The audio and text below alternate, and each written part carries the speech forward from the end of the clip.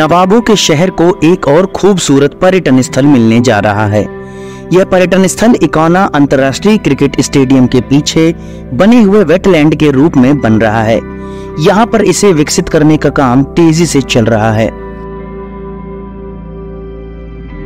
इसे विकसित कर रही समिति में शामिल डॉक्टर शैलेंद्र ने बताया कि इकोना अंतर्राष्ट्रीय क्रिकेट स्टेडियम के पीछे वेटलैंड है।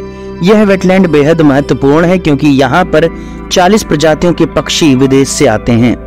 सर्दियों के मौसम में ये सब यहीं पर रहते हैं, जिस वजह से यहाँ का नजारा बेहद खूबसूरत हो जाता है। इसके साथ ही गोमती नदी में 9 प्रजाति के कछुए पाए जाते हैं।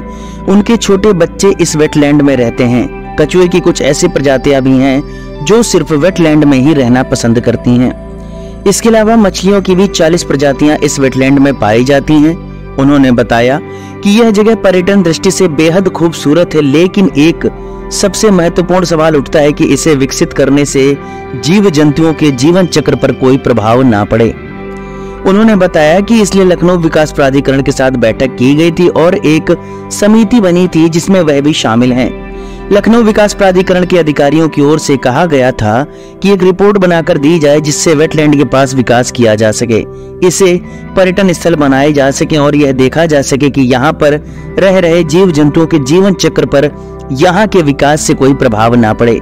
उन्होंने बताया कि ऐसी जानकारी मिली है कि वहाँ पर विकास कार्य हो रहा है। ऐसे में विकास कार्य से पहले अधिकारियों को एक बार जीव जंतुओं के जीवन चक्र की रिपोर्ट पर ध्यान देने की आवश्यकता है। शैलेंद्र सिंह ने यह भी बताया कि पानी की कमी प्रतिदिन सभी जगहों पर होती जा रही है। ऐसे में वेटलैंड वाटर रिचार्ज के लिए भी बहुत जरूरी है।